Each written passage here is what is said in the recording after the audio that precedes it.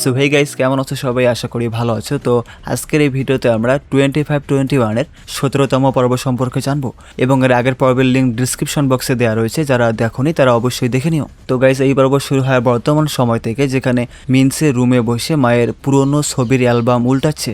একটার পর একটা ছবি, সমুদ্রের ছবি, বালির ছবি, হাসি মুখের ছবি। তবে হঠাৎ একটা ছবিতে সে থামে। একটা ছেলে, মিনসে তাকে চেনে না, কিন্তু ছবিটায় কিছু একটা আছে, চোখ সরানো যাচ্ছে না। ঠিক সেই মুহূর্তে নাহিদু, মানে তার মা, আসবে বুঝতে পেরে অ্যালবাম সরিয়ে রাখে। নাহিদু আসে, কিরে নানি কোথায়? কোথায় আর যাবে, বাইরে আছে কোথাও। তো মা, তুমি এখানে কি করছো? নাহিদু বলে, তোমার নানি একটা নতুন কার্ডিং বোর্ড চেয়েছিল, তাই একটা নিয়ে এলাম। আরে মিনসে, এটা কি? তুমি ব্যথা পেয়েছো? কখন ঘটেছে এটা? জানি না মা, প্র্যাকটিস করার সময় এরকম তো প্রায় হয়েই থাকে। কিন্তু নাহিদু বলে, মিনসে আর দেরি করা যাবে না, চলো আমরা হসপিটালে যাই। মিনসে বলে, মা আমার ডাক্তার দেখানোর প্রয়োজন নেই, ওকে, এবার তুমি যেতে পারো। কিন্তু নাহিদু তাকে রেডি হতে বলে যায় চলে। তবে মিনসে অ্যালবামের সেই ছেলেটার কথা ভাবতে থাকে, আর এই ছোট্ট দৃশ্যটা দিয়ে একটা প্রশ্ন ঢুকে যায় মনে। আর এই প্রশ্নটা নিয়েই আমরা ফিরে যাই 1999 সালে, যেখানে আগের পর্বে আমরা দেখেছি ইজিন বলেছিল, নাহিদু আমি তোমাকে ভালোবাসি। তো নাহিদু সেই মুহূর্তে কিছু বলতে পারেনি। নাহিদু এখনও রংধনুর নিচে দাঁড়িয়ে ইজিনের দিকে তাকিয়ে থাকে, কিন্তু সে বলে, আমার অনুভূতি এখনো অতটা বড় না। আসলে নাহিদু নাও বলেনি, হ্যাঁও বলেনি। সে সত্যিটা বলেছে যে আমি নিজেও জানি না ঠিক কি অনুভব হচ্ছে এই মুহূর্তে। তবে এরপরে বাসায় ফিরে ইরুমকে সব বলে যে হসপিটালে তো গিয়েছিলাম, কিন্তু দেখা গেল পায়ে তেমন কিছু হয়নি। ইরুম বলে, ইয়ার আমি তো চিন্তায় চিন্তায় শেষ হয়ে যাচ্ছিলাম যে কোনো বড় আঘাত পেলে নাকি আবার। নাহিদু বলে, ইউরিম আমি ঠিক আছি, তাই টেনশন নিও না। ইরুম বলে, এখন আমার কাছে এমন একজন আছে যে আমাকে বলে যে সে আমাকে নিয়ে চিন্তিত। মানে গাইস, সে আমাদের ডান্সার জিওংয়ের কথা বলছে। তো এই কথা নাহিদুও বলে, আর আমারও এমন কেউ আছে যে আমাকে বলে যে সে নাকি আমাকে ভালোবাসে, মানে ইজিনের কথা বলছে। এরপরে সে আবার ডায়েরিতে লিখতে শুরু করে, মনে হচ্ছে আমি আমার দুনিয়ার সমস্ত হারিয়ে যাওয়ার টুকরো খুঁজে পেয়েছি। তাই আমার মনে হয় আমি অপরিচিত যে কোনো কিছুর সাথে বন্ধুত্ব করতে পারি এবং আমার পথে আসা সমস্ত অসুবিধাগুলো কাটিয়ে উঠতে পারবো। সাথে আমি ভয়কে জয় করতে শিখে গেছি, আর সেই কারণটা ইজিন, একমাত্র তুমি। তাই তো এখন আমি অনুভব করি যে আমি সব কিছু করতে পারবো, কারণ তুমি যে আমার পাশে রয়েছো। মানে গাইস, আমরা বুঝতে পারি হয়তো নাহিদুও ইজিন রে ভালো টালোবাসে, বাট এটা এখন আমরা নট শিওর। এদিকে ইউবিএস অফিসে আমাদের ইজিন, সে নাহিদুর ইন্টারভিউয়ের ভিডিও দেখছিল, আর সেই ভিডিওতে নাহিদু বলেছে তার জীবনের বিশেষ কিছু কথা। সে বলে, আচ্ছা আপনারা কি জানেন ফেন্সিংয়ের জন্য আমাকে কি ছেড়ে দিতে হয়েছিল? সাধারণ কৈশোর স্মৃতি, যেটাই এমন কিছু আছে যা আমরা আমাদের ওই বয়সেই করতে পারি, যেমন ফিল্ড ট্রিপে বা স্কুল ট্রিপে যাওয়া। আমি কখনোই এগুলোর কোনোটিতেই যাইনি বা সেই সুযোগ পাইনি, আর এই কথা আমার প্রায় প্রায় মনে পড়ে। এখন এইসব দেখে ইজিন কিছু ভাবে, যেটা আমরা একটু পরেই জানতে পারবো। তখনই জুন হায়ক চলে আসে আর বলে, শুনলাম যে হলে নাকি ঝামেলা হয়েছিল। দেখো ইজিন, কিম পার্ক হচ্ছে তোমার সিনিয়র, তাই তোমার উচিত তার কাছে গিয়ে ক্ষমা চাওয়া, নয়তো এরকম প্রায় প্রায় চললে দেখা যাবে তোমাদের মধ্যে কেউ একজন বাদ পড়েছে। আর হ্যাঁ, আজকে রাতে পার্টি আছে, একদমই দেরি করবা না। তাই জুনহায়কের কথা মতে ইজিন গিয়ে ওই লুচ্চার কাছে ক্ষমা চায়। এ তো ওর ভাব যায় বেড়ে, যে বেচারা পোলায় তাইলে বুঝছে আমি কি জিনিস, তাই ভালোভাবেই বলে, চলো আমরা বাইরে গিয়ে কথা বলি। ফলে এখানে যতগুলা স্টাফ ছিল তারা ভেবে নেয় এই বেড়ায় অনেক ভালো মানুষ। তো আমরা দেখি ইজিন তো ক্ষমা চাইছে, তাই না? এর ফলে এর উচিত ছিল ব্যাপারটা এখানেই মিটমাট করে দেওয়া, কিন্তু না, সে উল্টো আমাদের ইজিনের সাথে মজা নিয়ে যায় চলে। তাই ইজিন এখানে খুব ঠান্ডা মাথায় ব্যাপারটা হ্যান্ডেল করে। এদিকে সবাই বসে করছে পার্টি, সাথে রয়েছে অফিসের বস। সবাই এখানে বেশ হাসি খুশিভাবে এনজয় করছে। তখন কথা ওঠে এই নিয়ে যে এরপর থেকে হয়তো হাই স্কুল পাশ করা কেউ আর আমাদের এখানে সুযোগ পাবে না। আর সেই দিক বিবেচনায় ইজিন বেশ লাকি বলতেই হচ্ছে। তো ইজিন, তাহলে তুমি দাও একটু পানিও ঢেলে। ইজিন চুপ। বস বলে, আরে দাও, হাত ব্যথা করছে। এতে জুন হায়ক যায় খেপে, আর তখন ইজিন খুব সুন্দরভাবে দাঁড়িয়ে সেটাই করে। ফলে সিয়ার্স করে সবাই ড্রিঙ্ক করছে, কিন্তু ইজিন না চাইতেও সেও খেয়ে ফেলে। বস বলে, শুনলাম তুমি নাকি পার্কের সাথে ঝামেলা করেছো। ইজিন বলে, স্যার এই নিয়ে তার কাছে আমি ক্ষমা চেয়েছি। বস বলে, বাহ, ভেরি গুড, তুমি খুব ভালো কাজ করেছো। পরে রাত হলে জুন হায়ক সহ ফিরছিল বাসা, বাট ইজিনের ভাবভঙ্গি ছিল মাতালের মতো। ফলে জুন হায়ক তাকে সামলানোর করে বৃথা চেষ্টা। ট্যাক্সি ডাকে, ট্যাক্সি ট্যাক্সি, কিন্তু ট্যাক্সি তো থামে না। তবে আমরা বুঝতে পারি ইজিন আজকে সত্যিই অনেক ভেঙে পড়েছে। পরে রাতে বাসায় ফেরার পর বাবা ফোন দিয়ে বলে, ইজিন বাবা তুই কেমন আছিস? সে বলে, বাবা আমি ভালো আছি, তুমি কেমন আছো? বাবা বলে, ইজিন তোমার কথা এরকম শোনাচ্ছে কেন, তুমি কি ড্রিঙ্ক করেছো? আসলে বাবা অফিসে আজকে পার্টি ছিল, বাবা বলে ও আচ্ছা বুঝতে পেরেছি, কিন্তু গাইজ বাস্তবে আমি এমন ড্রিঙ্ক করে বাসায় গইলে হয়তো একটা গালিও বাকি থাকতো না। ইজিন বলে বাবা তুমি তোমার জীবনে 30 বছর পর্যন্ত কিভাবে সব সামলিয়েছো? বাবা বলেন আমি 30 বছর ধরে চেষ্টা তো অনেক করেছি, কিন্তু ফলাফল খুব একটা ভালো হয়নি, আমি যে ব্যর্থ হয়েছি। ইজিন বলে বাবা এটা ব্যর্থতা নয়, এটা কেবল একটা কষ্ট। এখন তোমার ছেলেও এটা বুঝতে পারে বাবা। আমি আজকে যা হয়েছি তা হওয়ার জন্য, আমাকে বড় করার জন্য থ্যাংক ইউ পাপা। এদিকে ইউরিমের বাপে তার ওয়াইফ আর মেয়ে ইউরিমকে দেখে, আর আমরা দেখি তিনি কিছু একটা গিফট নিয়েছেন। তো বাসায় ফিরে এই তোমরা কোথায়, আমি চলে এসেছি। ইউরিম খুশি হয়ে ধরে বাবাকে জড়িয়ে, মাও খুশি সাথে বাবাও। আর তখনই তিনি সেই গিফটটা দেন তার মেয়েকে। ইউরিম বলে বাবা এটা কি? ইউরিম এটা একটা সিডি প্লেয়ার, শুনেছি আজকাল তুমি সিডিতে গান শুনতেই বেশি পছন্দ করো, তাই নিয়ে এলাম। মা তুমি খুশি তো? তবে গাইস এই ছোট্ট উপহারটার মধ্যে একটা বাবার পুরো ভালোবাসা ধরা আছে, আর ইউরিম সেটা জানে, তার জন্য এইটুকুই যথেষ্ট। এতে ইউরিম খুশি না থাকলেও খুশি হওয়ার ভান করে, কিন্তু কাউকে বুঝতে দেয় না। আর এরা দুজন ভাবে তাদের মেয়ে অনেক খুশি হয়েছে গিফট পেয়ে। আসলে গাইস আমরা তো একবার দেখেছি যে মায়ের দেয়া গিফট নিয়ে কিছু বলাতে মা কতটা কষ্ট পেয়েছেন, তাই সেই সেম ভুল শেয়ার করতে চায় না বাবার সাথে। এদিকে জিয়ং ব্রেক ডান্স প্র্যাকটিস করছিল, আর হঠাৎ করে তার পেজার বাজে, আর সেই নম্বরে ফোন দিয়ে জানতে পারে যে সেটা ইউরিম। জিয়ং বলে ইউরিম হঠাৎ কি মনে করে? ইউরিম বলে আজকে আমার মনটা একদমই ভালো নেই, তুমি কি একটু আসতে পারবে? জিয়ং বলে ওকে। আর এসে দেখে ইউরিম তার মুখ মলিন করে বসে আছে, তার মানে নিশ্চয়ই কিছু হয়েছে। ইউরিম বলে বাবা একটা সিডি প্লেয়ার দিয়ে গেছেন, কিন্তু বাড়িতে এত ঋণ, এই সময় এত টাকা কোথায় পেলেন? আমার একটুও ভালো লাগছে না জিয়ং। তারা দুজনে আমাকে খুশি রাখার জন্য সব কিছুই করতে প্রস্তুত।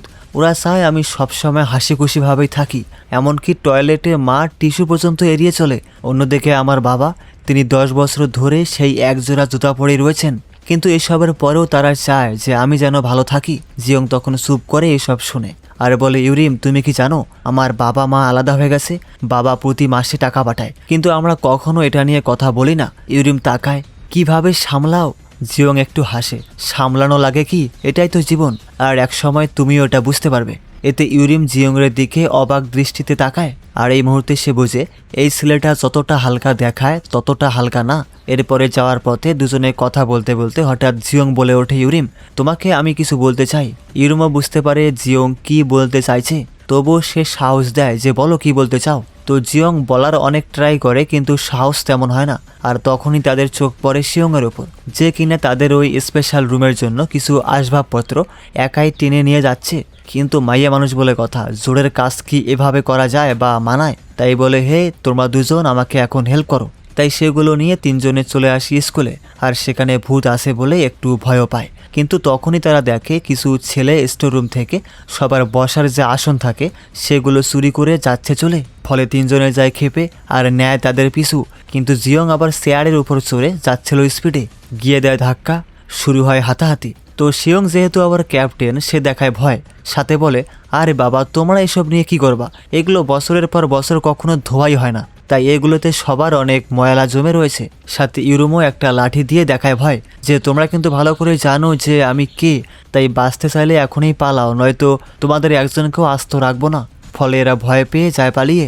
এবার পরের দিন সকালে জিয়ং সেই আসন নিয়ে গিয়ে সবাইকে দেয়, যার ফলে সবাই তো খুশিতে আটখানা, আর করে জিয়ংয়ের সুনাম যে সে এগুলো করেছে উদ্ধার। কিন্তু স্যার যখন আসে তিনি তখন আবার জিয়ংকে অবিশ্বাস করে তাকে উল্টো মারতে শুরু করে, তাও আবার পাছায়। জিয়ং বলে ও মা ও বাবা বাঁচাও, আর তখনই সেখানে শিয়ং এসে জিয়ংকে নেয় বাঁচিয়ে, তাও আবার এই বলে যে স্যার গত রাতে সে আমার সাথে এসেছে, কারণ আমার একটা দরকারি জিনিস নিতে এসেছিলাম, একা আসতে লাগছিল ভয়, তাই ওরে নিয়ে আসছি।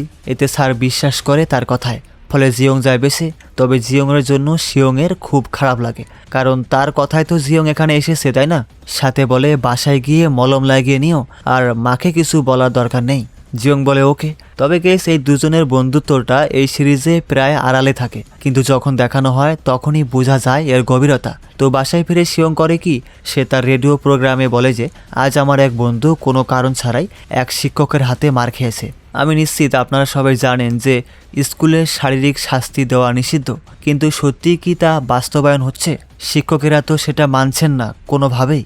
আর এরকম বেশ কিছু কথা বলে সে। অন্যদিকে ইজিনের ভাই হিয়ং, সে আবার তার ভক্ত, যেটা মূলত আমরা আগে থেকেই জানি, তাই সেও আবার শিয়ংয়ের কথায় একমত হয়ে কমেন্ট করতে যাচ্ছিল। তো তখনই চলে আসে মা। কিরে হিয়ং, তুমি কি করছো? হিয়ং বলে, না তেমন কিছু না। মা বলেন, ইজিন বলেছে সে নাকি এই সপ্তাহে আসবে ঘুরতে, তাই তুমি তোমার রুম পরিষ্কার করে রেখো যাতে ইজিনের বকা খেতে না হয় তোমার। তাই হিয়ং হয় রাজি। এদিকে স্কুলে শিয়ং আর জিয়ং বসে করছে আলাপ। জিয়ং বলে, ইয়ার আমি ইরুমকে আমার মনের কথা বলতে চেয়েও বলতে পারিনি, কিভাবে বলবো তাকে আমি। শিয়ং বলে, সাহস নিয়ে একবার চেষ্টা করো, অবশ্যই পারবা। তাই পাশে আবার চলছে শুটিং। তাই ইজিন শুটিং শেষ করে সেই কোচকে গিয়ে বলে, ম্যাম আমি এই সাপ্তাহিক ছুটিতে খেলোয়াড়দের সাথে ফিল্ম করতে কোথাও যাওয়ার পরিকল্পনা করেছি। তো ম্যাম বলে, কি ধরনের শট নিতে?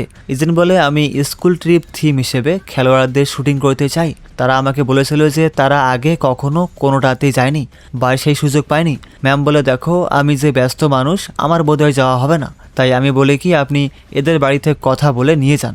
তো ইজিন এতে রাজি হয়। এদিকে ইউরিম আর নাহিদু তো সেই খুশি, আরে আমরা ঘুরতে যাব, কিন্তু কোথায় কোথায় ইজিন? ইজিন বলে, কোথায় আবার, সমুদ্র সৈকতে। ব্যাস, দুজনে আরও খুশি। ইজিন বলে, বাই পরে কথা হবে। কিন্তু এদিকে এরা দুজন অবাক, কিরে তারা যাবে স্কুল ট্রিপে, তাও আবার সমুদ্র সৈকতে। ফলে এরাও গিয়ে জমায় ভাব, আরে বাহ কি দারুণ খবর, যাচ্ছ তোমরা স্কুল ট্রিপে, তাও আবার সমুদ্র সৈকতে। ইরুম বলে, তোমরা গেলে হয়তো আরও ভালো হতো। নাহিদু বলে, আসলেই তো, শুধু আমরা দুজন গেলে ব্যাপারটা একটু একঘেয়েমি হয়ে যাবে না? জিয়ং বলে, সত্যি আমরা কি আসতে পারি? ইরুম বলে, আসো, কিন্তু দাঁড়াও, তোমাদের বাবা মা কি এতে রাজি হবে? জিয়ং বলে, শিয়ং তুমি কি আন্টির সাথে কথা বলে ইজিনের সাথে কথা বলতে পারো? তুমি গেলেই আমি যেতে পারবো, যতক্ষণ আমি তোমার সাথে আসি ততক্ষণ আমার মা কিছুই বলবেন না। শিয়ং বলে, ইজিন কি আমাদের নেবে? তখন সবাই অবাক, আসলেই তো। আর তখনই শিয়ং বলে, ব্যাপার না, ইজিনরে রাজি করা যায় কেমনে সেটা আমি জানি। ফলে হয়ে যায় সবাই হ্যাপি। এদিকে রাতে ইজিন বাসায় আসলে শিয়ং দাঁড়ায় সামনে আর বলে, স্যার অনেক দিন পর দেখা, আপনি নিশ্চয়ই ক্লান্ত। ইজিন বলে, তুমি আমার জন্য অপেক্ষা করেছিলে? তখনই শিয়ং একটা ড্রিঙ্ক দেয় হাতে ধরিয়ে আর বলে, স্যার একটা স্কুল ট্রিপ এমন কিছু যেখানে আপনি আপনার সমস্ত সহপাঠীদের সাথে যেতে পারবেন। তবে এটা কেমন স্কুল ট্রিপ স্যার, যেখানে কেবল মাত্র 2 জন ফেন্সিং টিমের সদস্য যাচ্ছে? এটা কোনো কথা? তাই বলছি জিয়ং এবং আমি, যদিও আমরা ফেন্সিং টিমের সদস্য নই, তবুও আমরা যেতে চাই। ইজিন বলে, ও আচ্ছা, তো তোমরা না হলে কেমন হয়? শিয়ং বলে, স্যার কেন নয়, শর্টগুলোতে আরও ভিড় হবে এবং এটা সুন্দর দেখাবে, আপনার আমাদের দরকার হবে স্যার। ইজিন বলে, না আমার তোমাদের দরকার নেই স্যার, প্লিজ রাজি হয়ে যান না, আমি একজন অভিনেতা, আমি জানি কিভাবে অভিনয় করতে হয়, আমি ব্রডকাস্টিং ক্লাবে আসি, প্লিজ স্যার আপনি যদি আমার মাকে বলে আমাকে নিয়ে যেতেন প্লিজ। ইজিন যায় রেগে, ও এবার বুঝেছি, এই জন্য তুমি আমাকে ঘুষ দিচ্ছ, মানুষকে ঘুষ দেওয়ার অভ্যাস তোমায় ছাড়তে হবে, ঠিক আছে? এই বয়সে এত বাজে অভ্যাস কোথায় থেকে শিখেছো তুমি, হ্যাঁ? তো এভাবে ইজিন রাজি না হওয়াতে শিয়ং করে কি, সে অনেকগুলো খাবার বানিয়ে ইজিনের রুমে পাঠায়। আর ইজিনও খাবারের লোভ সামলাতে না পেরে সবগুলো চাপটে চুপটে খায়। আহ কি দারুণ টেস্ট। তার মানে গাইস, সে এখন ঘুষ খাইলো। তাই এবার শিয়ংকে গিয়ে বলে, শিয়ং বাইরে আসো, তুমি তাহলে স্কুল ট্রিপে যেতে চাচ্ছ? শিয়ং বলে, স্যার এক কথা বারবার বলতে আমার মোটেও ভালো লাগে না। আর তখনই সেখানে শিয়ংয়ের মা চলে আসে। কি ব্যাপার, তোমরা দুজনে কি করছো?